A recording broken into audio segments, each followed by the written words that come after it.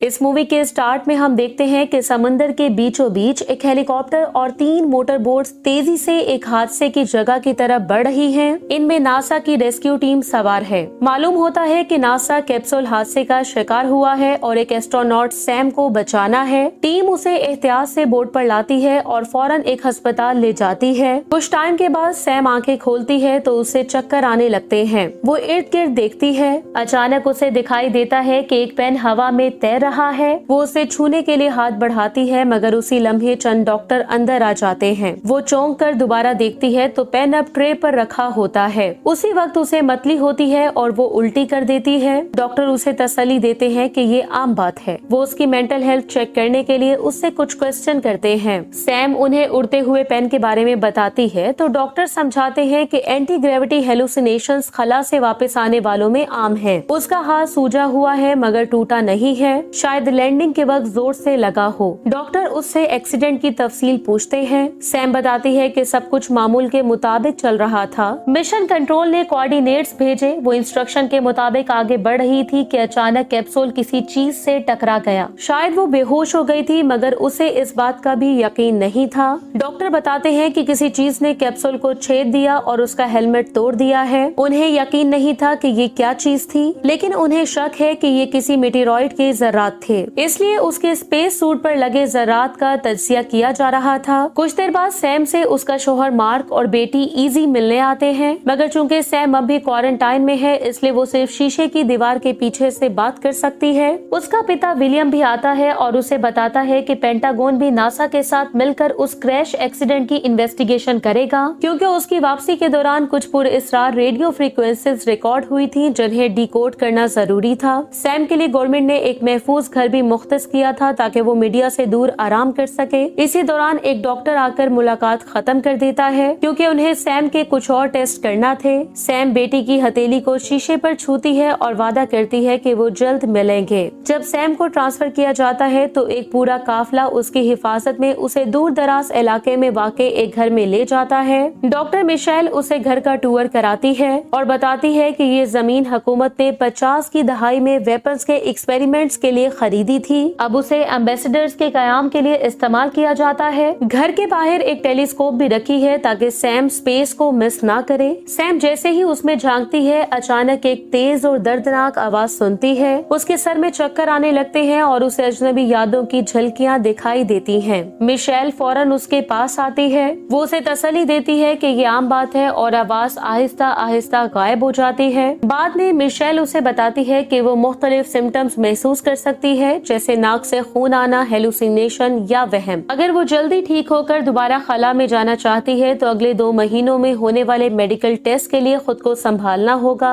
हर सुबह डॉक्टर आकर उसकी कंडीशन चेक करेंगे। टीम के जाने के बाद सैम को सख्त सरदर्द होता है। वो टेम्परेचर देखती है लेकिन बुखार नहीं था। फिर वो बैंडेज हटाकर हाथ देखती है तो वहाँ एक गहरा नीला जख्म फैल चुका होता है। वो सामान खोलने लगती है मगर अचानक नाक से खून बहने लगता है। वो जल्दी से किचन में जाती है ताकि रुमाल ले सके। उसी लम्हे उसकी बेस्ट फ्रेंड वेल की वीडियो कॉल आती है। बात करते हुए सैम अचानक फ्रीज हो जाती है। कुछ देर के लिए उसकी नजरें पीछे बाग की तरफ जमी रहती हैं। वेल बार बार नाम पुकारते हुए कहती है, सैम तुम सुन रही हो? तब सैम चौंक कर होश में आती है और अपोलोजाइज करती है कि मुझे लगा मैंने कुछ देखा है। वो दूसरे कमरे में जाती है मगर बाहर शेडोज में कोई चीज हरकत करती दिखाई देती है। यहाँ वेल मशवरा देती है कि सैम अपनी सिम्टम्स कम जाहिर करे ताकि जल्दी काम पर वापस जा सके। कॉल खत्म होते ही घर की बत्तियां ऑन ऑफ होने लगती हैं और एक ऊंची आवाज दूसरे कमरे से आती है।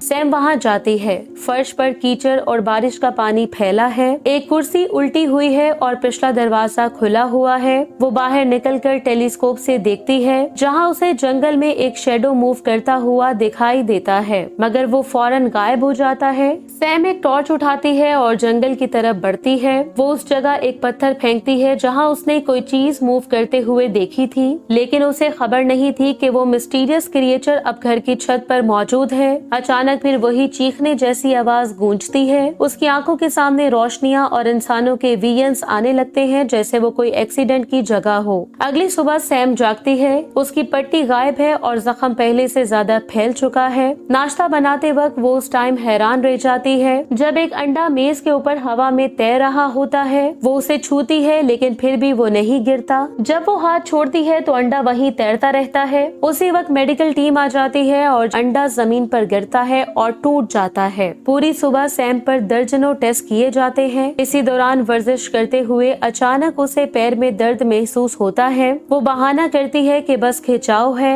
मिशेल टेस्ट के बाद उससे कहती है कि ये सब मालूमात स्पेस प्रोग्राम के लिए कीमती है। वो पूछती है कोई और सिम्टम्स। सैम झूठ बोलती है, सब ठीक है। जब डॉक्टर जाते हैं तो वो मार्क को फोन करती है। सैम कहती है कि ठीक होने के बाद वो फैमिली ट्रिप पर जाना चाहती है। मार्क उसे बुरा ख्याल कहता है और कहता है कि अगर उनकी डाइवोर्स हो गई तो इजी के लिए ये सब मुश्किल होगा। सैम अफसुर्दा हो जाती है और कहती है हम अभी भी सब कुछ ठीक करने की कोशिश कर रहे हैं। मार्क जवाब देता है हमने तुम्हें तकरीबन खो दिया था। तुम महीनों ट्रेनिंग में रही, फिर स्पेस में, और मैं जानता हूँ तुम जल्द ही नया मिशन एक्सेप्ट कर लोगी। सैम रोते हुए कहती है तुम और इजी मेरे लिए सब कुछ हो। मैं चाहती हूँ इजी को वो खानदान मिले जो मुझे कभी नहीं मिला। तभी हमें पता चलता है कि इजी दरअसल एक अडॉप्टेड बच्ची है क्योंकि वो खुद बच्चे नहीं कर सकते थे। लेकिन मार्क अफसुर्दगी से कहता है कि शायद इससे भी उन्हें वो क्लोजर नहीं मिला जिसकी उम्मीद थी। इजी भाग कर आती है और एक तस्वीर दिखाती है अपने खानदान की जिसके ऊपर आसमान में एस्ट्रोनॉट्स बनाए गए हैं। बाद में सैम अकेली जंगल की सैर पर जाती है। अचानक वही तकलीफदेह आवाज फिर सुनाई देती है। वो सर पकड़ लेती है और उसके दिमाग में धुंधले मनाजर उभरने लगते हैं जहाँ रेस्क्यू टीम धुएं में लिपटे इलाके में कुछ तलाश कर रही है। आवाज रुकती है, वो नीचे देखती है और पत्तियों के नीचे एक केबल नजर आता है। वो उसे पकड़कर पीछा करती है और एक चमकती हुई चट्टान तक पहुंचती है। जब वो इसे उठाती है तो उसे पता चलता है कि वो चट्टान फेक है जिसके नीचे कैमरा लगा हुआ है। सैम घबराकर इर्द गिर्द देखती है, फिर एक और केबल देखती है जो दूसरी चट्टान की तरफ जा रहा होता है। वो चट्टान भी जाली है और उसके नीचे भी कैमरा है। वापस मुड़ते हुए वो दरख्त की जड़ से ठोकर खाकर गिर जाती है। अगली सुबह वो बिस्तर पर जागती है। उसके सर में शदीद दर्द है। जब वो बालों में हाथ फेरती है तो उसकी उंगलियों पर खून लगता है। उसी लम्हे वो बाहर किसी को देखती है और उस टाइम वो चौंक जाती है जब एक आदमी कमरे में दाखिल होता है। वो बताता है कि वो उन्हें बाहर जख्मी हालत में मिली थी, इसलिए वो उसे अंदर ले आया। जब सैम पूछती है कि वो कौन है तो पता चलता है कि उसका पिता विलियम उससे मिलने आया है। वो समझाता है कि जब वो आया और घर खाली पाया तो उसने सर्च टीम को बुलाया। वो उसे डांटता है कि उसे आराम करना चाहिए था। सैम कैमरों के बारे में पूछती है तो विलियम बताता है कि उसने नासा को घर की तमाम तफसीलात नहीं बताई क्योंकि उसे अंदाजा नहीं था कि सैम इतनी दूर तक चली जाएगी। फिर वो उसे नीचे ले जाता है और फर्नीचर के पीछे छुपा एक खुफिया दरवाजा खोलता है,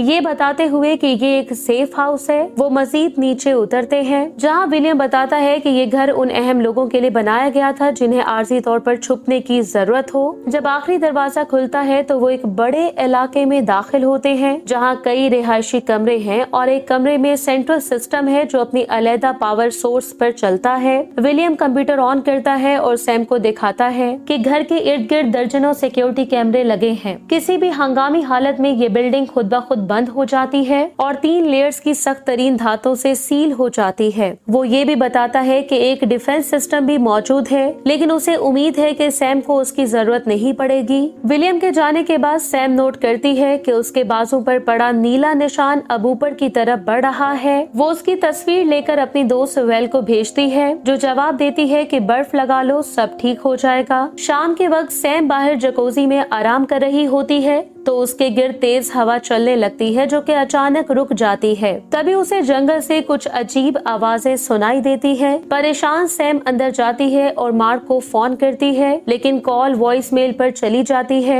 इसी दौरान घर की लाइट्स टिमटिमाने लगती हैं। सैम एक फ्लैश लाइट उठाती है और बालकनी में जाती है मगर उसे कुछ गैर मामूली दिखाई नहीं देता। जब वो वापस अंदर आती है तो लाइट्स अचानक बंद हो जाती है और दरवाजे पर एक मिस्टीरियस क्रिएचर दिखाई देती है। सैम के के लिए ये मंजर समझना मुश्किल होता है। जब वो दोबारा देखती है तो वो क्रिएचर गायब हो चुकी होती है। फिर लाइट्स वापस आती है। सैम दरवाजा खोलती है और टॉर्च से बाहर देखती है, मगर वहाँ कुछ नहीं होता। वो वापस अंदर आकर दरवाजा लॉक करती है और अलार्म सिस्टम ऑन कर देती है। रास्ते में चलते हुए अचानक घर का एआई ऐलान करता है, security breach detected, lockdown initiated. इसके साथ ही मेटल पैनल दरवाजों और खिड़कियों पर गिर जाते हैं और सैम घर के अंदर फंस जाती है। वो फौरन कॉल करने की कोशिश करती है, लेकिन उसके फोन पर कोई सर्विस नहीं होती। उसी वक्त वही चीखने जैसी आवाज दोबारा उसके कानों में गूंजती है। वो पलटती है मगर कुछ नहीं होता। फिर एक गुर्राने की आवाज पास वाले कमरे से आती है। खौफजदा सैम नीचे भागती है, मगर वो क्रिएचर उसके करीब से गुजर जाती है।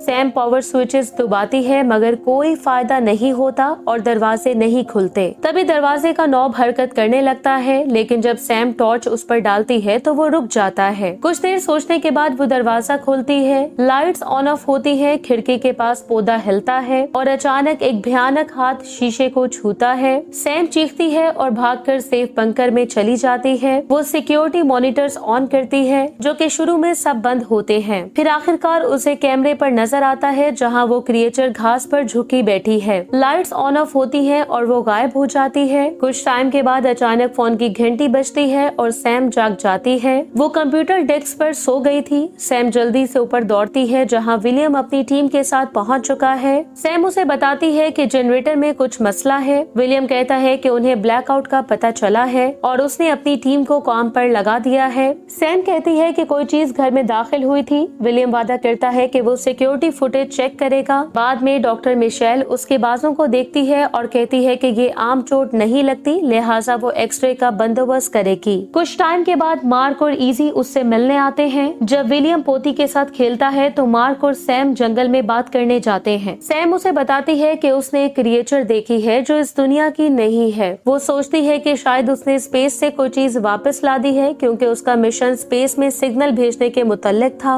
मार्क कुछ कहने वाला होता है कि इजी आ जाती है। बाद में विलियम और सैम कैमरे चेक करते हैं। जिस वक्त सैम ने वो क्रिएचर देखी थी उस टाइम स्क्रीन पर ग्लिचेस होते हैं, लेकिन कोई क्रिएचर नजर नहीं आती। विलियम उसे कहता है कि वो सिर्फ दबाव में है और उसे आराम की जरूरत है। विलियम के जाने के बाद सैम कंप्यूटर से घर स्कैन करवाती है। सिस्टम 9 बंदे डिटेक्ट करता है जो उसके खानदान और विलियम की टीम के बराबर हैं। बाद में सैम, मार्क और इजी जंगल में जाते हैं। मार्क कुछ नरम रवैया दिखाता है, मगर अचानक एक अजीब आवाज आती है और इजी गायब हो जाती है। वो दोनों घबराकर उसे ढूंढने लगते हैं। फिर इजी अचानक पीछे से जाहिर होती है और उसके हाथ पर एक मुर्दा कीड़ा होता है। उसी लम्हे पूरे जंगल के कीड़े चीखने लगते हैं और उनमें से एक दरख्त से टकराकर मर जाता है। घबराहट में वो तीनों घर की तरफ दौड़ते हैं। आवाजें बढ़ती जाती हैं और उनके देखते ही देखते हजारों कीड़े दरख्तों से निकलकर घर की तरफ उड़ते हैं। वो खिड़कियों पर चिपक जाते हैं, हत्ता कि सूरज की रोशनी बंद हो जाती है। लेकिन कुछ लम्हों बाद सब कीड़े मर जाते हैं और शीशे चिपचिपे हो जाते हैं। सफाई की टीम आती है और नासा का अफसर कहता है कि शायद ये कोई इन्वायरमेंटल इशू था।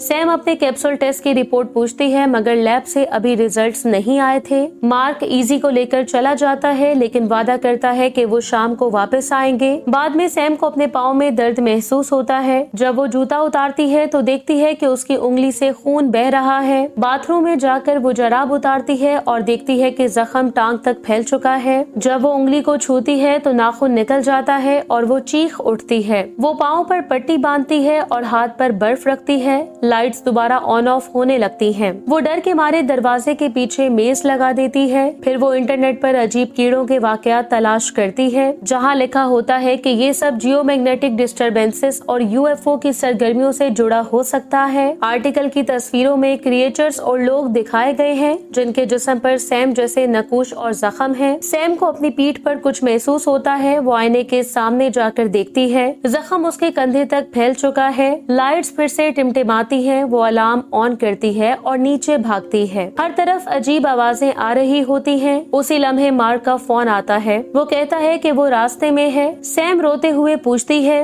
क्या मैं अच्छी माँ थी? मार्क हैरान हो जाता है कि वो ऐसे बात क्यों कर रही थी। इसी दौरान रोशनी छपकती है और एआई की आवाज आती है, breach detected, lockdown initiated. Sam mark से कहती है, ये चीज घर के अंदर है। फिर उसे कदमों की आवाज करीब आती सुनाई देती है। तभी फोन पर मार्क की आवाज बिगड़ जाती है और कमरा अंधेरे में डूब जाता है। सैम सीढ़ियां उतरकर बंकर की तरफ जा रही होती है जब अचानक उसे कमर में एक नाकाबिले बर्दाश्त दर्द महसूस होता है, जिसकी वजह से वो गिर जाती है। सैम लुढ़ककर सीढ़ियों से नीचे आती है और जोर से जमीन पर गिरती है। जब वो अपनी कमर को छूती है तो उसके हाथ पर एक अजीब चिपचिपा मादा लग जाता है। अपना मोबाइल फोन टूटा हुआ देखने के बाद सैम ऊपर से कुछ आवाजें सुनती है और फौरन कंप्यूटर की तरफ भागती है। वो तमाम सिक्योरिटी कैमरों को चेक करती है मगर उसे कोई नजर नहीं आता। फिर वो बिल्डिंग को स्कैन करती है और कंप्यूटर बताता है कि उसके अलावा वहाँ एक और शख्स मौजूद है। अचानक स्क्रीन्स ग्लिच करने लगती हैं और एक खौफनाक क्रिएचर घर के अंदर नमूदार होती है।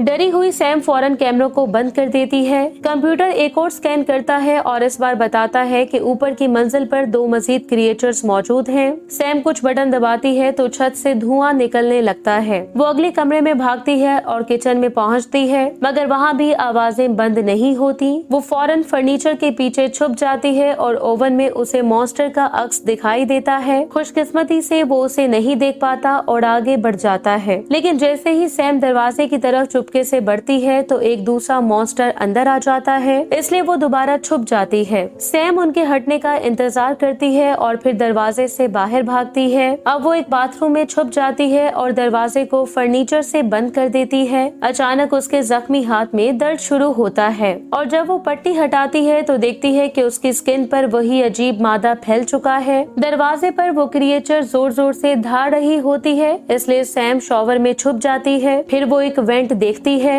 वो उसे लात मारकर खोलती है और दीवारों के बीच से रेंग कर वहाँ से निकलने में कामयाब हो जाती है। बाहर मार्क और इजी पहुँचते हैं और देखते हैं कि इमारत मुकम्मल लॉकडाउन में है। मार्क सैम को फोन करता है मगर कोई जवाब नहीं मिलता। वो गाड़ी से उतरकर जांच के लिए जाता है। इजी करीब ही कुछ देखती है और खुद ही उस तरफ भागने लगती है। मार्क उसके पीछे जाता है और देखता है कि वो जंगल में एक रोशनी की तरफ इशारा कर रही है। इधर सैम दोबारा कॉरिडोर में आती है और सीढ़ियां चढ़ने लगती है मगर वो क्रिएचर उसकी टांग पकड़ लेती है। काफी जिद्दोजहद के बाद वो उसे लात मारकर हटा देती है और भाग निकलती है। वो दोबारा दीवारों के बीच की जगह में छुपती है और इस दौरान उसके जख्मों से रोशनी निकलने लगती है। आखिरकार उसे एक सीढ़ी मिलती है जिससे वो जंगल में एक होल से बाहर आ जाती है। दरख्तों के दरमियान दौड़ते हुए उसके जख्म मजीद चमकने लगते हैं और उसे उस मॉन्स्टर की आवाजें सुनाई देती हैं, मगर अपनी फैमिली की नहीं जो कि उसे ढूंढ रहे थे। इसी दौरान विलियम कुछ मुसल्ला फौजियों के साथ पहुंचता है। वो उन्हें याद दिलाता है कि वो किसी बहुत ही इंटेलिजेंट क्रिएचर से निपट रहे हैं। फौजी घर की तलाशी लेने निकल जाते हैं जबकि विलियम बंकर में दाखिल होता है और वहाँ बिखरा हुआ सामान देखता है।